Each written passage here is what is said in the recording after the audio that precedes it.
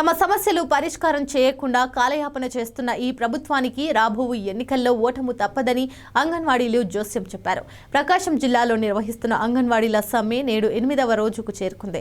ఇందులో భాగంగా Markapuram sub collector కార్యాలయం ఎదుట బైఠాయించి నిరసనలు చేపట్టారు.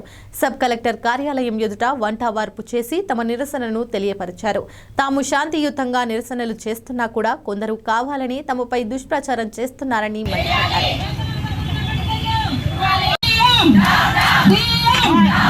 అంగన్వాడీలపై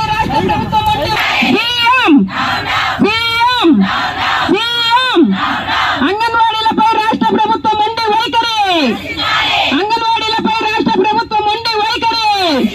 కనీస వేతనం 26,000, కనీస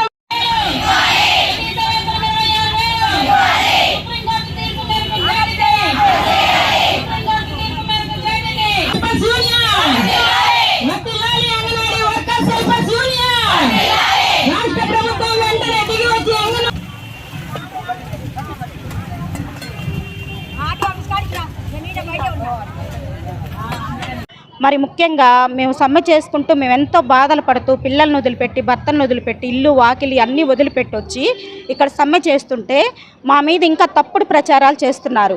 ఒక స్త్రీ అయ్యుండి ఒక ఆమె వీడియో పెట్టింది. ఆమె చదువు రాదు అంగన్వాడీ వాళ్ళకి అని చెప్పి కార్యకర్తలకు చదువు లేదు అంది. మరి చదువు లేకుండానే ప్రభుత్వం మాకు ఉద్యోగాలు ఇచ్చారా? మరి ఆమెకి తెలుసా? చదువు ఉన్న వాళ్ళం కాబట్టే మేము సంస్కారంగా ఇంకా సంస్కారవంతులం. మేము ఒక మాట కూడా ఇప్పటికీ మేము అనలేదు ఎవరిని. కానీ ఆమె చదువు లేదా? ఫస్ట్ ఆమె తెలుసుకోవాలి. చదువు ఉంటే సంస్కారం ఉంటుంది.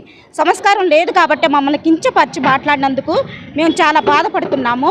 కొన్ని చోట్లయితే మరి సచివాలయం సిబ్బంది ఎంతో ఘోరంగా మరి మా అంగన్వాడీ పిల్లలకి మరి బరువులు చూసే మిషన్తో ఉయ్యాల ఊగి వాళ్ళు ఎంత నవ్వుకుంటూ ఎంజాయ్ చేస్తున్నారు మా సెంటర్లలో. బడి గుడి ఒకటే అని మేము భావించుకొని మరి ఆ బడిని ఒక దేవాలయంలాగా మేము చూసుకుంటాము.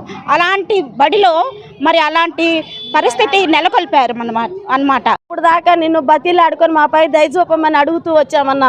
ఇక నుంచి అట్లా అడగమన్నా. మేము ఒక్కొక్క కార్యకర్తకు 5 ఓట్ల లెక్కన ఉంటాయన్నా. మేము 1,00,000 చిల్లర ఉన్నాము. 1,00,000 చిల్లర అంటే 5 లక్షల చిల్లర ఓట్లు మీరు మిస్ అవుతున్నారన్నా.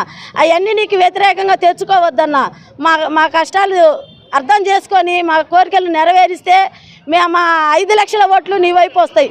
లేకపోతే మాత్రము నీకు మేము దెబ్బ కొట్టాల్సి వస్తుందన్న. మీ ఇష్టం. ఈ రోజున అంగన్వాడీల సమ్మె 8వ రోజుకు చేరుకున్నది.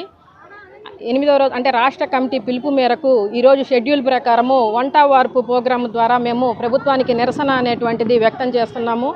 మరి పబ్లిక్లో ఇంత స్పందన వచ్చి మాకు మద్దతుగా నిలుస్తున్నారు. అంటే మేము కోరుకున్నటువంటి కోరికలు అనేటువంటిది, మా సమస్యలు అనేటువంటివి న్యాయమైనవి కాబట్టే పబ్లిక్ అనేటువంటిది మా తరపున ఈ రోజున వచ్చి నిలబడుతున్నారు, మాకు మద్దతు తెలుపుతున్నారు.